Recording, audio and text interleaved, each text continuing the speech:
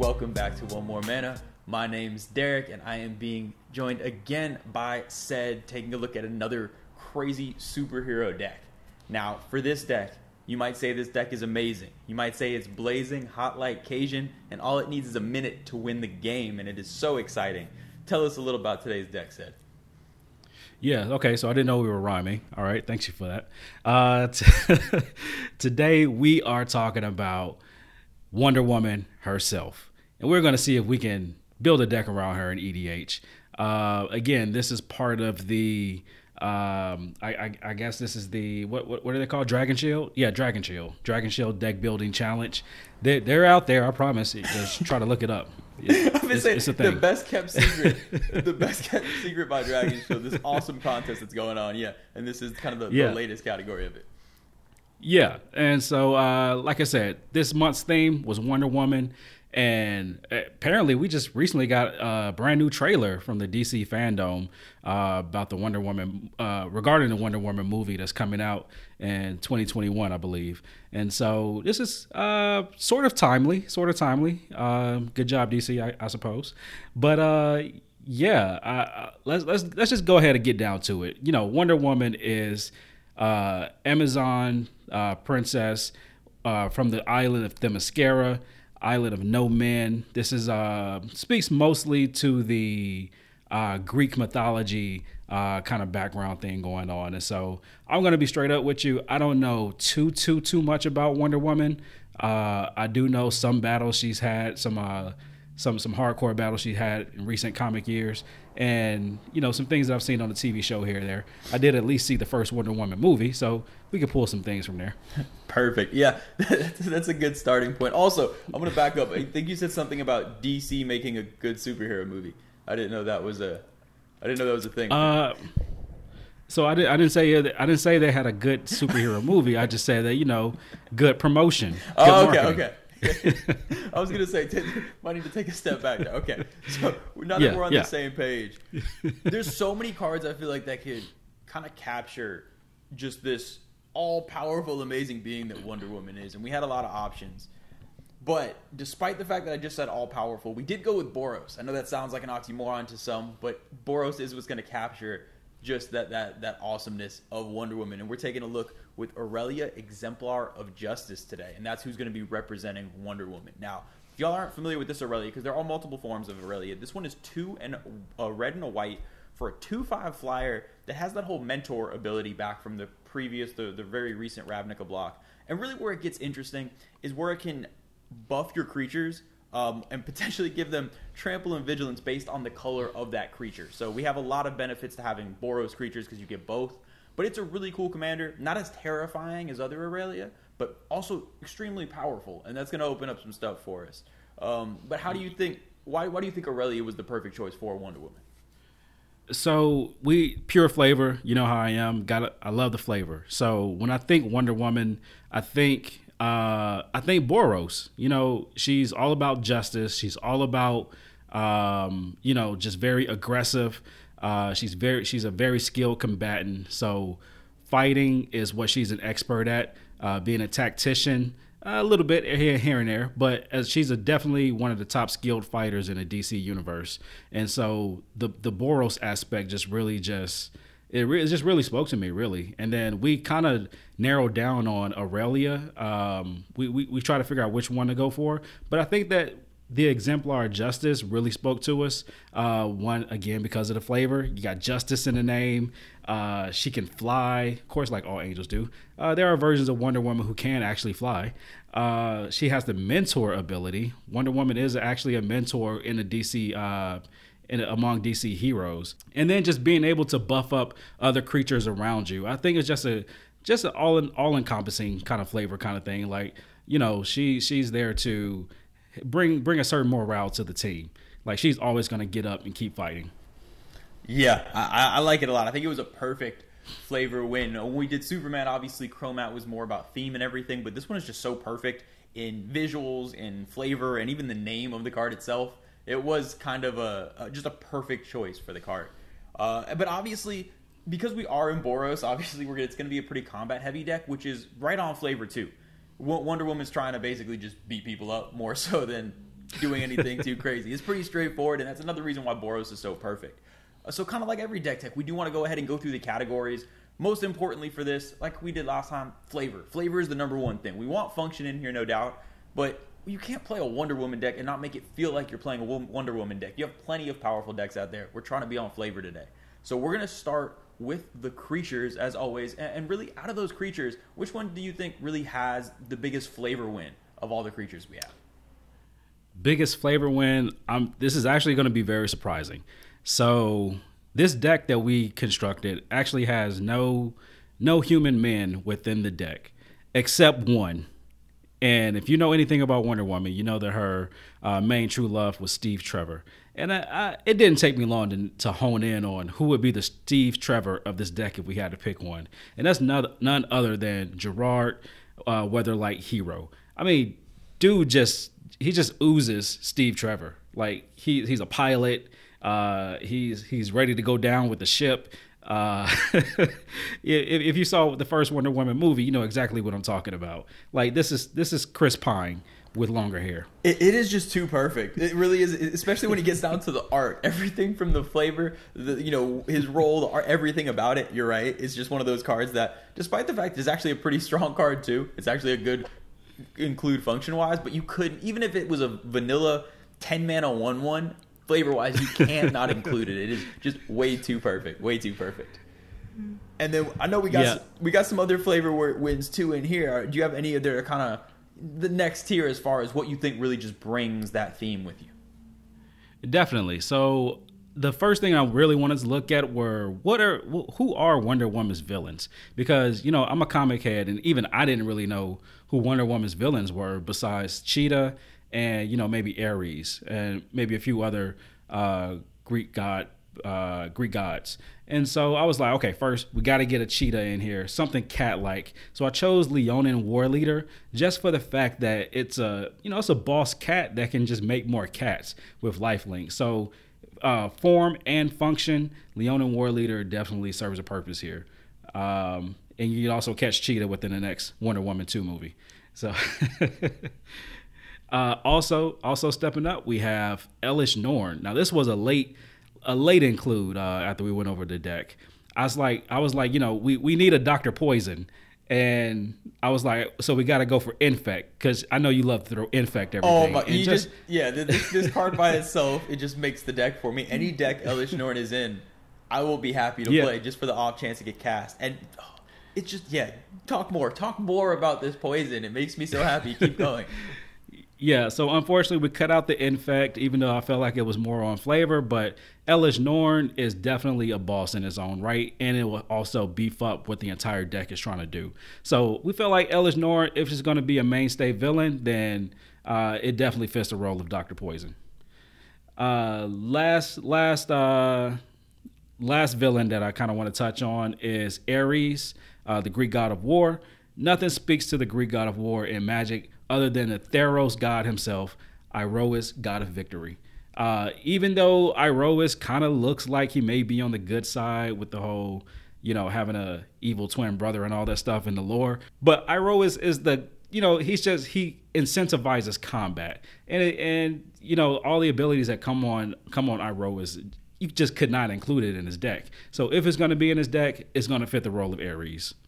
100%. And I love the function too of Menace, because everyone overestimates how many flyers are on the board at any given time. Basically flying is like unblockable half the time in Commander, and if you give a flyer Menace, most times people just aren't going to have answers when you're swinging at people. And that's one of my favorite things about this deck actually, is how heavily flavorful the strongest Boros cards just happen to be. I mean, between Aroas, Aurelia, Gisela, we just talked about Elish Norn, some of the most powerful cards in these colors are on flavor with the deck, and it's really cool to be able to get the double function there, to have the most powerful cards available with just insane flavor. So the creatures are a really cool category. We really do just get so much out of it. But then kind of moving on from those creatures, we'll kind of go into an area that in some decks might be boring, but we have a lot of stuff in here to make it a little bit more exciting, and that's the artifacts. What exactly are the artifacts doing for us in this deck? So in Boros, most of our artifacts are going to have to deal with ramp because that's just one of the downfalls of Boros. But we still have a few flavorful artifacts that we can touch on, mostly being the equipment, because like we always know, Boros loves to fight. So if we're talking about Wonder Woman and equipment, then we got to have something representing her sword. You may not know this. In fact, I'm pretty sure you don't know this. My knowledge is I would say leave something to be desired with this, but educate me. Teach me about it. Yeah, Wonder Woman actually has a few swords. One such sword is the God Killer. The name speaks for itself. I'm pretty sure you can assume what it does. So if we want to try to find an equivalent within Magic, then we got to look at Godsend. Also, I believe it's from one of the Theros blocks as well. It can kill gods. And so that's why we included Godsend in here, because it's just so much on theme. That's phenomenal. That is too on theme. That is amazing. Do you have any other artifacts that kind of jump out? Because like you said, in most decks that are non-green, your artifacts are just ramp. So are there any other non-ramp ones that kind of jump out to you? Yeah. Another thing we can talk about are Swiftfoot boots.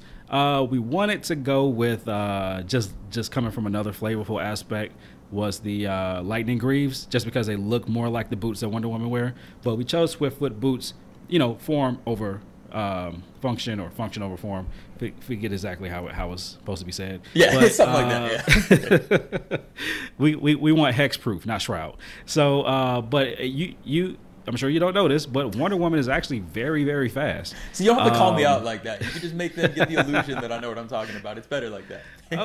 oh no, we're gonna call you out every video that we do of these. So shame my comic knowledge. Yeah, you always bring the sports analogies. We're gonna bring the comic books. So yeah, Wonder Woman, she moves very, very quickly. So that's why we have Swiftfoot boots. We also can talk about Dark Steel plate. Wonder Woman does actually have a form where she wears armor. She is very durable, so almost indestructible. She can take damage, but it looks nice. It fits well in the deck. And the very last artifact, the Weatherlight. And you might be like, why the Weatherlight? So back in the day, I'm not entirely sure when this all started, but Wonder Woman got a jet. She got an invisible plane. I guess this was back in the Super Friend days, because I was like, you know what? Wonder Woman needs to get around too, so we're going to give her a jet, except it's also invisible. And then later on, it was like, you know what? This is dumb. We're just going to make sure she can fly. Yeah, I love how they didn't want to push the boundaries too much. They're like, you know what? Flying too much, but invisible space jet, that is perfect. That is more realistic. But yeah, that's all I got. I like it. The way you're talking, she seems so invincible. Between the indestructible and all this other stuff we got going, I love it. One I do want to point out is one of my kind of pet cards almost. I guess it's not really a pet card because everybody loves it. But Blackblade Reforged. In a deck like this, where we have so many legendary creatures, I kind of pointed that out before, where so many of our important creatures just happen to be legendary, obviously also our commander. This thing is just dumb most of the time. Like, you put it out, and even if it's early game, the buff you get from this, especially on a commander damage is really hard to win with, but this could make it a little bit easier in a deck like this. Yeah, it's just a great, especially in Boros. You need all the advantages you can get. This will break it a little bit for you. Exactly. All right, so now let's go ahead and jump over to actually one of my favorite categories. It's not very big, but just some of my favorite cards. And we're going to head over to the enchantments. Which are your favorite enchantments now in the deck? Ooh, okay. So, enchantments. This one was a bit hard just because that, Wonder Woman being a fighter, I really wanted to focus more on instant speed cards and also equipment. But we do have a few enchantments in here that can help out just more so with the deck being able to function. But I did take a look at Banishing Light. And this is the card. I know it's been reprinted a few times, but I'm specifically looking at the one with what's our guy? The Planeswalker that died. Which mono white? Gideon, yeah. Gideon has this little whip thing that he one of his weapons. And so if you look at this particular card of Banishing Light, you see just a big glowing whip going to do his damage against whoever was on the other side of that card. And so I was like, Wonder Woman does have the lasso, so let's throw some Banishing Light on there. I like it. Yeah, and we can't do these cards representing the Justice League without throwing in Karmic Justice. So it's going to make the cut. Yeah, auto include if there's white. It's the most perfect name possible. Also a very amazing broken card. My personal favorite one in here though was definitely Smothering Tithe. Just because it's an annoying card to play against, but it's just so perfect because these superhero movies, what are they about? They're trying to bring in money, and that's what you're doing with Smothering Tithe. You're just bringing in that money, endless money. Yeah, we're trying to bust $1 billion over here every movie. And Smothering Tithe will do that. It will make you more mana than you know what to do with, more than Boros has even the means to do. It's just Smothering Tithe. Though. Exactly. Don't play Smothering Tithe. It's too broken. You know what? Just save it. Just don't do it. You know what? People are going to remove it anyway. This is just me trying to use reverse psychology, so I don't have to see this card anymore. All right. Now Sorry, my bad. What's up? Oh, no, I was going to say, save all the Smothering Tithes for yourself. Exactly. You just got to lock them in a box somewhere so everybody loses access. I don't need to see any more of those in the wild. All right, so now we're going to go ahead and take a look at a really fun category again in the superhero decks. That's the Planeswalkers. We don't have many, but again, just the flavor ones that we do get with the few we have are pretty awesome. Yeah, and so Elspeth and Nahiri, they pretty much just speak to what Wonder Woman is trying to do. I mean, anything Boros, you're going to probably throw in an Elspeth. Probably even just a mono white, you're throwing in an Elspeth Sun's Champion. Also, Nahiri, the Harbinger. Like, this was the first red-white Nahiri. And apparently, I guess we're getting another one back in the new Zendikar from the recent spoilers. But, this Nahiri and also the upcoming Nahiri, they're all about warriors, all about equipment. So maybe even the new Nahiri might be able to come into this deck in the future. But the Nahiri, the Harbinger, is very versatile, and it has a lot of utility as far as getting removing certain permanents off of the board. And Elspeth Sun's Champion is just always a go-to. Yeah. So you know what it does. That card is just broken. Yeah, that card is just broken. To have a board wipe, a token, basically a token pooper. It's insane. Yeah. That's obvious. We're not breaking news there, but yeah, that is such a fun card. Such a fun card. Yeah. Look at me praising white cards. What is this? What's that? I said, look at me praising white cards. What is this? What is happening to me? Things are changing, man. Things are changing. I guess so. All right, now we're gonna jump into two categories that have a lot of function, but obviously we're not forgetting the flavor, no matter how much function we have. And we're gonna start now with the sorceries, and really, flavor-wise, what is your favorite sorcery in the deck? So can't pick just one because a few sorceries actually do the same thing as far as what we're trying to do. Because as I alluded to, that Wonder Woman does have the lasso, and it is specifically the lasso of truth, where she can compel pretty much anybody to reveal their deepest, darkest secrets, whatever it is that she asks them. And we kind of took this one to another level. In Magic, we also in the red category, we have the active treason. Those type of spells. So active treason, disrupt decorum, anything that can help take control of another person's creature and use it on our end. Yeah, they're so good flavor-wise, so good function-wise. Disrupt decorum will just win games you have no business winning so many times. Like, you don't even have to have a board. That's the type of card you can just play it out, and if people have been doing a little bit too much, they're just going to all kill each other, and you're just kind of sitting back like, oops, sorry. It is ridiculous. As long as there's not only one opponent left, that is broken. But just those, I think I've said this before, the active treason effects in general, I think, are a little bit underrated. I know people play a lot of sack outlets and things like that, but being able to take something from someone is just stuff, because they're a little bit over, they're not great in Commander typically, people don't prepare for them as much, it feels like. I know when I get my stuff stolen, it's kind of out of nowhere. It's not. I'm thinking of a lot of things that are going to happen. That's not at the top of my list. So I think it can catch people by surprise. Yeah, definitely. All right. And we're talking about pure flavor in here. We also have Wrath of God and also Anger of the Gods. So yes, just a little board. All right. Next, we're going to take a look at the instants. We all know Wonder Woman is oh so fast. So now we're trying to see how we can bring the flavor at instant speed. Yeah, so instants are also my favorite thing about Boros, because there's just a lot of, to me, a lot of fun cards that you can play in Boros. So we, similar to what Active Treason, we have to grab the reins, which can take control of an opponent's creature, and you also have Master Warcraft. This card needs to be played a lot more. It's very underutilized. You basically choose which creatures get to attack and which creatures get to block. It's just a good card, especially in these colors. So I need to see more people playing those. I was about to say, also I'm doing a double take real quick on Master Warcraft, and I apologize for cutting you off. This card is ridiculous because I've read it before, and it's one of those things you read it, and it's like, oh, okay, it does that. If you play in any meta where people actually play creatures, this is just dumb. Like, this is literally just like murder a player for 4 mana at instant speed if you play in any sort of meta where you got a bunch of stompy decks around. This is what happens when I don't play white. I don't know all these insane cards exist. I love that card. I am a big fan of that card. I'm gonna have to. I'll be doing some brewing later. Sorry to cut you off. Let's get back to the topic on hand. It's all good. It's all good. Last thing I want to talk about as far as the instance.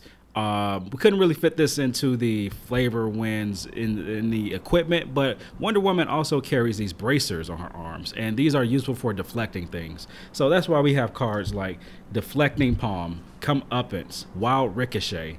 Like, just going off the name alone, they're also doing a lot of things that we want them to do in Boros as well, as far as reflecting back damage or reflecting back spells. It's like, you thought you were going to hit me with this, but nope, I'm choosing where it's going. Ken has killed me so many times with Deflecting Palm. That is just... that's one white card I am aware of. Yeah, I feel like no matter what deck he's playing, he has a Deflecting Palm in hand, and I don't know how. But I have died to that card more... Yeah, I don't understand. He's got it in he's got it in his green decks, he's got it in his mono black decks. He finds a way. That's his dark magician, so to speak. That is I'm too aware of how strong that card is. Yeah, it's crazy. It's crazy. That is, the instance, I agree with you. That's my favorite category as well. Obviously, really with this deck, every category is very on flavor. But the power of these instants and being able to, at instant speed, just completely sabotage someone's plans, and in the process, just take someone out between Deflecting Palm and Master Warcraft. Those can not only ruin someone's plans, but just take another player out of the game. That's a very powerful effect for these, a really low mana investment. So yeah, I'm with you. I think the instants are the coolest part of the deck. And then the last category we'll go ahead and take a look at, as always, is the lands. And typically in 2-color mana bases, you can stay kind of simple. Lots of basics, kind of just whatever you want to throw in there. But similar to what I was talking about with Gruul, where you always want a Kessig Wolfrun, Boros kind of has a couple awesome lands that kind of fit that same role. So you have a card like Sunhome, Fortress of the Legion. Not only is it going to be on flavor, but it's just a really powerful effect just to throw on a land that's not costing you a slot really at all. And then you also are going to have something like a Slayer Stronghold that kind of gives you a similar effect where you can buff things, give things vigilance. It's just a really cool effect. Again, not costing you a slot at all. So those are not only on flavor, but function-wise. And if you're on Boros, there's really no reason not to run them. But I said those were kind of flavorful. Let's get full flavorful. And what is your favorite land in here for flavor purposes? Yeah, purely for flavor purposes, this is not a good land for this deck in particular, but it's Undiscovered Paradise. This is just pure flavor. If you know anything about Wonder Woman, not speaking to you, Derek, speaking to the audience out there. We already know anything about Wonder Woman. It's just an assumption. The island Themyscira, it's uncharted. People can't find it. It's a paradise. Sometimes they call it Paradise Island. So Undiscovered Paradise just fits the motif of Themyscira. And, you know, the sad thing about this, well, I'll start with the good thing. Good thing is it taps for any color. Sad thing is it bounces back to your hand after you use it. But, I mean, maybe you're doing some landfall tricks. I don't know. At least in Boros, you're going to hit your land drops. Even though you're already going to be behind in mana. This just guarantees you hit every land drop, even though it's just the same one over and over again. Yeah. And the fact that it doesn't come in tapped, that's a plus. Yeah, no, it's a really cool card. It's a very interesting card. Not the right deck. But flavor-wise, you know what? It doesn't matter. We're not here to try to min-max. We want the flavor, and when it bounces back to your hand, it's just closer to your face so you can look at that pretty art. That's all that matters, right? That's where we got it in there for.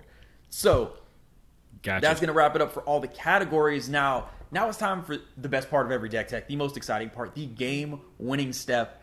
And this is a little special one now. Said, what is your favorite way? If you had to pick one way for this deck that is going to win, besides just the flavor battle, what is your favorite way for this deck to take players out? is going to be Masters of Warcraft. I've used this card a number of times. It works a little. So this one was hard, just a little hard, because I was going to say comeuppance, maybe even deflecting palm, but because people rarely see those tricks coming. But Master of Warcraft, you're definitely not going to see coming. And if I can take out a player or take you out without you being able to defend, then that's just all. That's just all I need. I love it so much. This is the type of deck where I love with aggro decks. Very clearly, this is going to be a deck where you want to attack.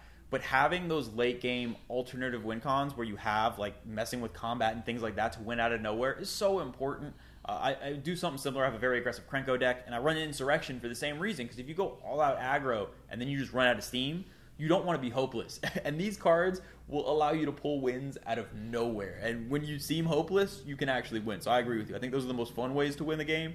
And people aren't going to be paying attention as much as they should. You're in Boros. They're going to underestimate you. You got to make them pay for it. But yes, that is going to wrap it up for this week's Deck Tech. I really hope y'all enjoyed it.